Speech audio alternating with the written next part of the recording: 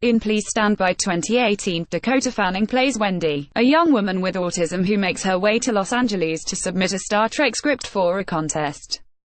Credit Magnolia Pictures. Warning: this review contains spoilers for Please Stand By, which premieres today, Jan. 26. You're a smart young woman who holds down a job and watches Star Trek as a hobby. Then, the dream of a lifetime comes. You have the chance to send a movie-length script to Paramount Pictures for a Star Trek fan contest. Through circumstances beyond your control, you miss the mail and need to deliver the script in person. How do you go about it? Magnolia Pictures' new film Please Stand By shows how Wendy, played by Dakota Fanning, known for 2005's War of the Worlds and the Twilight movies, deals with this situation.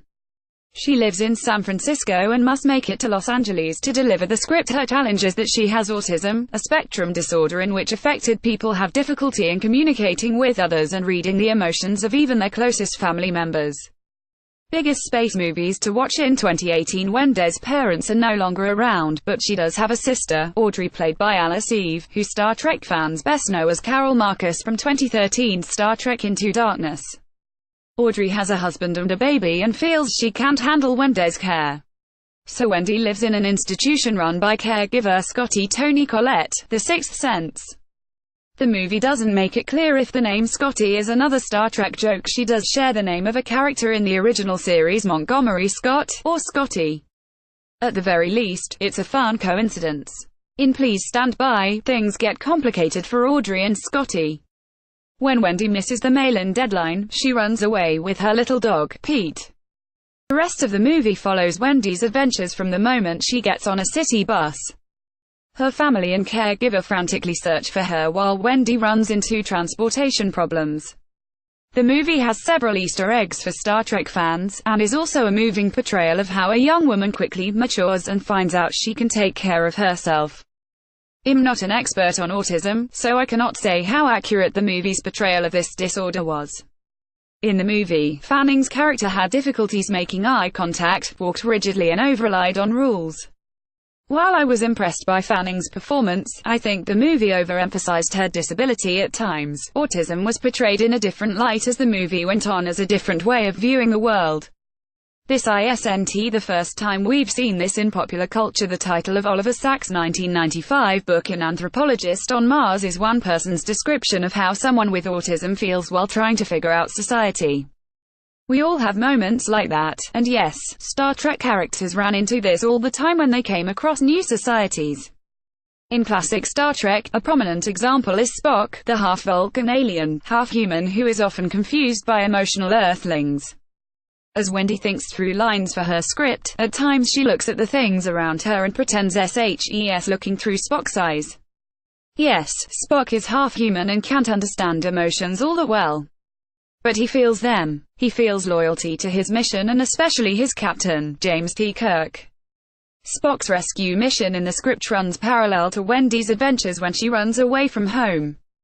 Wendy, like Spock, quickly realizes that logic is only part of the solution to living. We also need to deal with emotion a bit better. I loved how whenever Wendy met strangers along her journey, she kept talking about her baby niece. It's obvious that Wendy cares about others, she just has trouble showing it at times. Star Trek Quiz: 12 questions to help you live long and prosper. As a person who relies on organizational systems to survive the chaotic industry of journalism, I could sympathize with Wendy's desire to run her life by comprehensive rules. She has a sweater for each day of the week. She works out a procedure for how to greet customers at Cinnabon, her employer. When figuring out how much a bus from San Francisco to Los Angeles would cost, Wendy has a reasonable but hilariously wrong assumption: surely it would be no more than an intracity bus trip. They're both buses. After all, at first, Wendy's systems get in the way.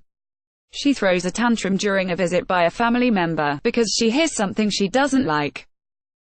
She's too trusting with the first stranger she meets on the road. Wendy's predicament shows us that systems only get you so far unless you account for unpredictability, like an astronaut does when training for a space mission. Poster for Please Stand By 2018. Credit Magnolia Pictures. Yet, by the end of the film, Wendy's understanding matures rapidly. She figures out how to use systems to her advantage. When she's feeling unsure, she repeats, "Please stand by," to calm herself down.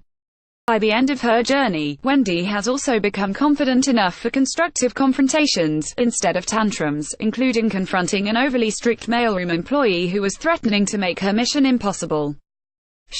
We cheer for her, because in that situation, she is doing exactly the right thing.